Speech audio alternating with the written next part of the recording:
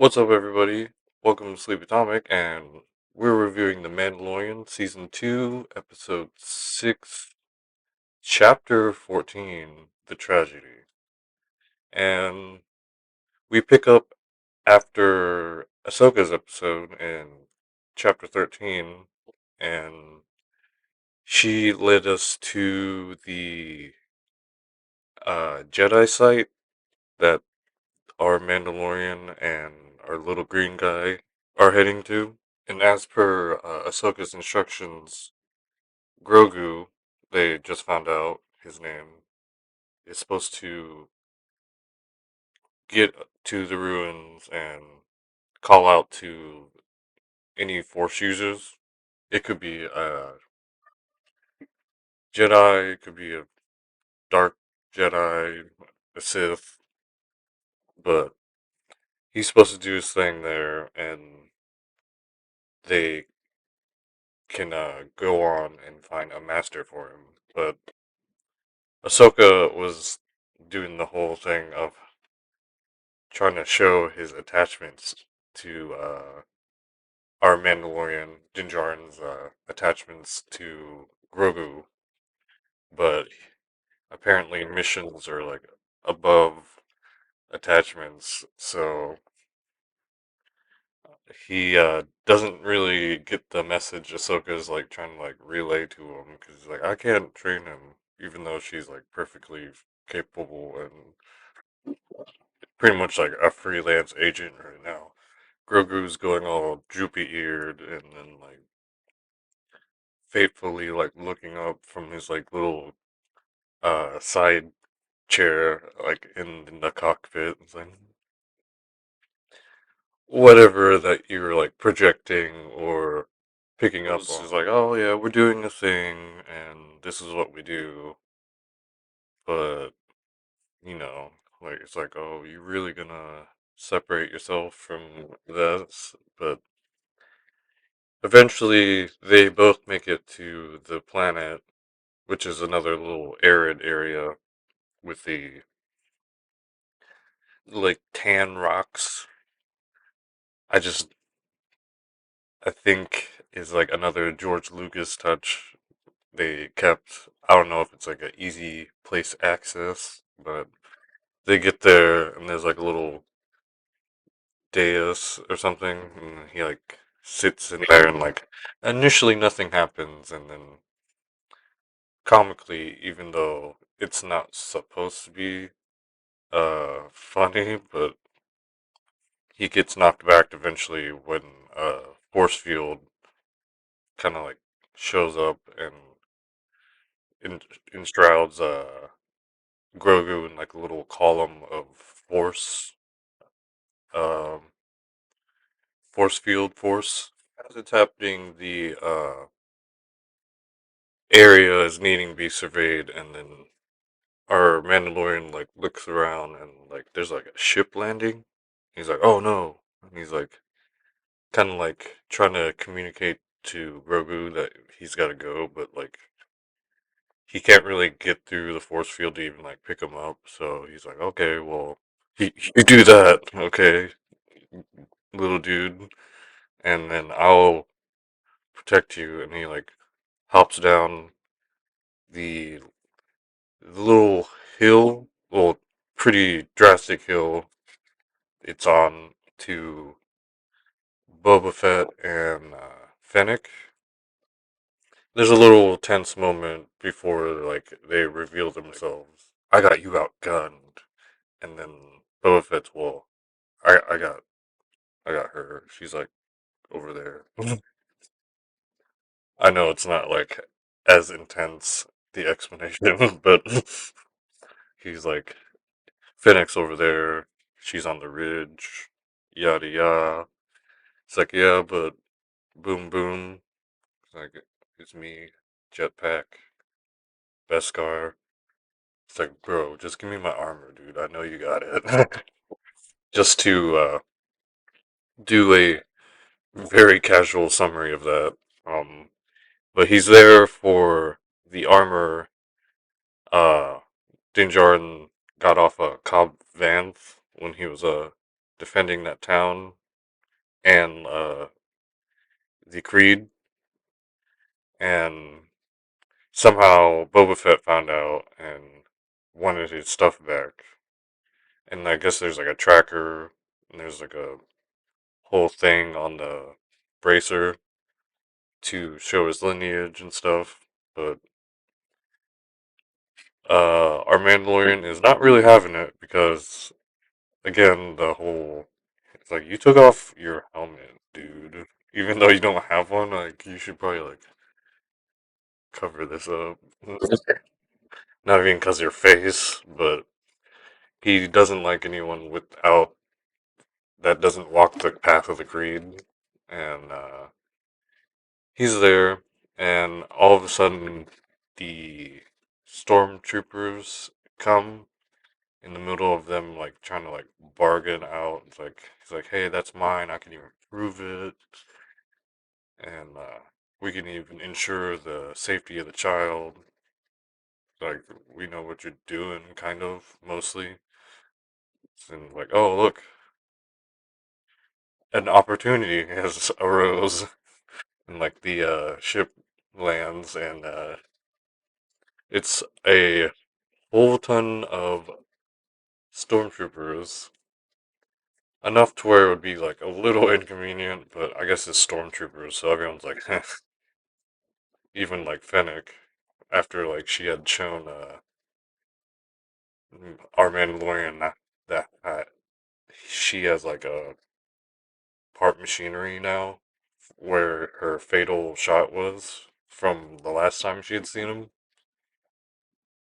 And they're like all just like, oh yeah, like we all can do this, but like then like you see a stormtrooper with like a turret that he like puts together, and they're all gonna rush him, but they all just jump onto it, start like defending the hill.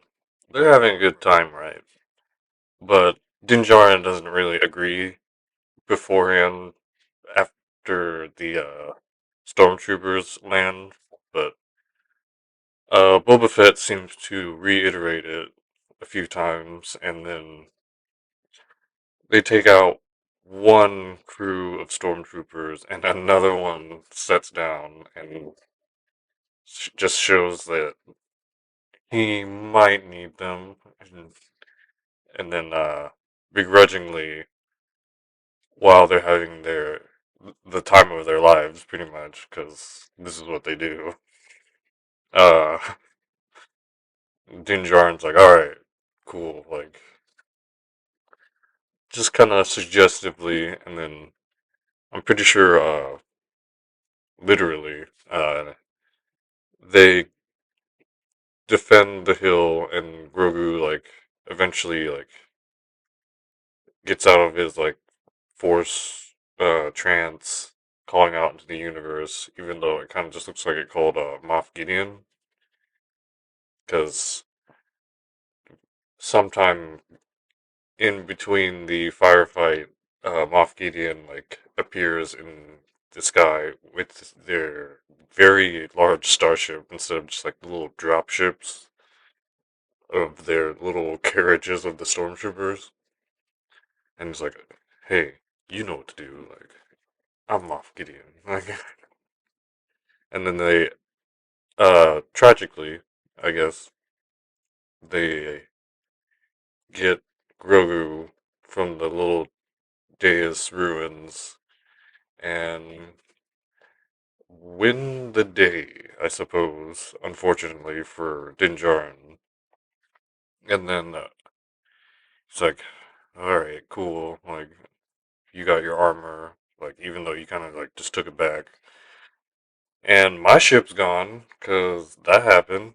They just blew that up with some thermal, like, missiles or something, just to tack that in there. So, the Razor Crest is gone. He's got his spear, I suppose. His little best buddy is gone, and he gets dropped off on Navarro.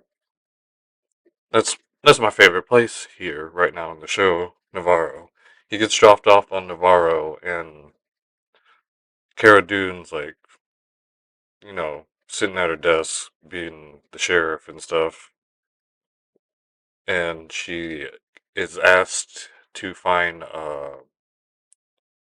Mayfeld, uh, Bill Burr's character, which pretty much brings like the action team with him. It seems like, but he's like, we need to bust out Mayfeld so we can get on Moff Gideon's ship. He does that stuff. Then we cut to Moff Gideon's ship to Grogu pretty much bullying like two stormtroopers. And any other circumstance, this would be kind of bad, but it's not like so binary there with Din Djarin, even though he's not with him, where that would be like incongruent with anything that he stands for. Because I I thought it was a little shocking because he's supposed to be like one of the good guys in this universe, but it's like, oh yeah, like he did learn from the, these people in this show, not even just Din Djarin, but he's like ragdolling these two stormtroopers around, and he's just pushing them over. But eventually, Moff Gideon makes it into the little cell he's being held at, and then through uh, just sheer exhaustion, Grogu just kind of like falls over. It's like, oh, you could see the little expression on his face, and he's like, ha. Giancarlo Esposito is just gonna like, nice try, but that's pretty much why I put those guys here. But he at least has his like victory, and like it shows pretty good on Moff Gideon here, and he's just like, he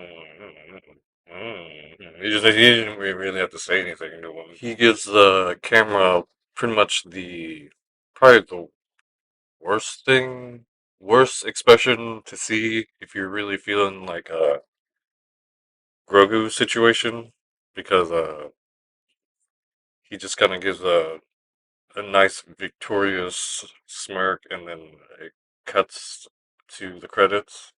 Oh wait, hold on. Hmm. And I guess he shows him the dark saber, but it's like the dark saber being there is like does nothing really for me. I guess that's like if you're like really like attached to the Jedi and the Sith and stuff, even though like that's something from the some other thing, not in the movies. But it's nice that they have it. It's kind of cool looking. And he's like, "You remember this, right?" It's like, it's hard for people to hold this, and I got it in my hand. As far as my initial memory of this serves, like it just cuts to the credits after he's like, "Yeah."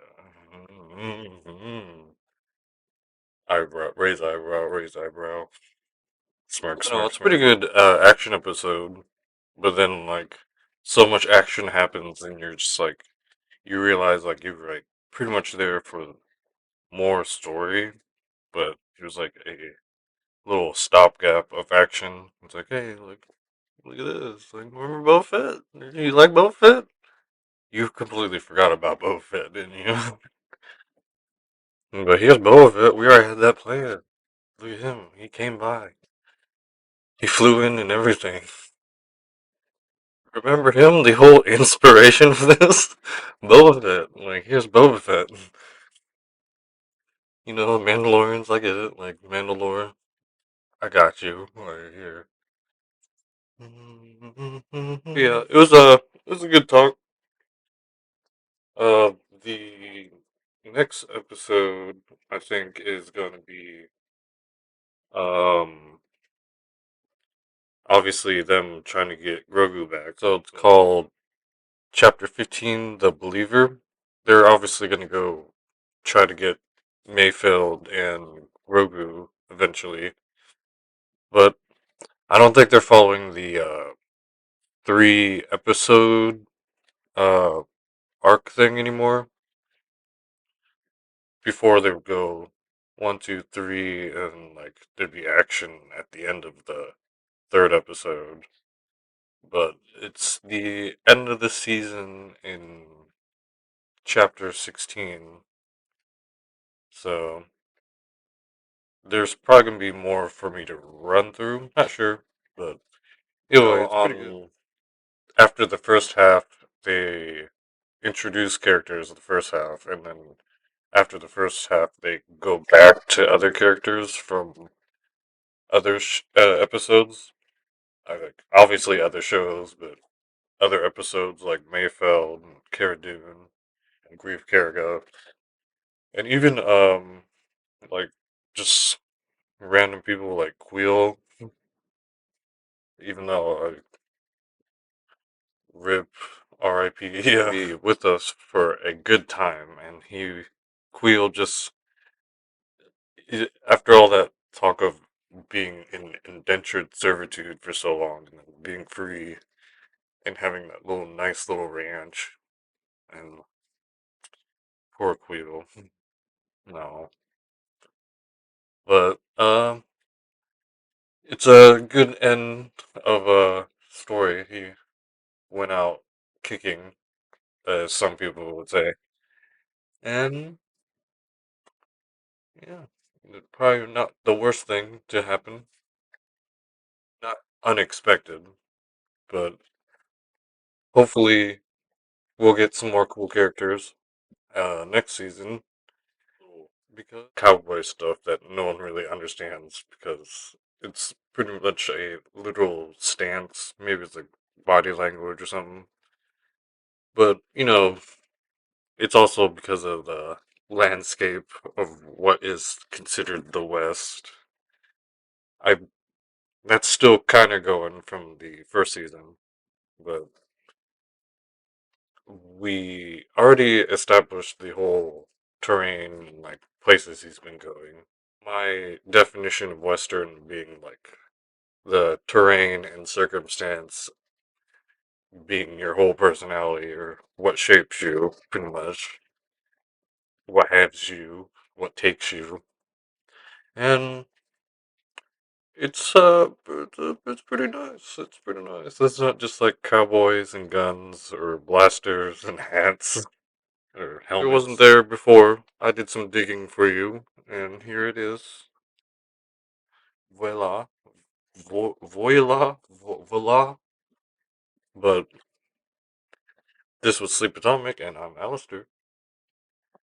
If no one told you yet, you look good.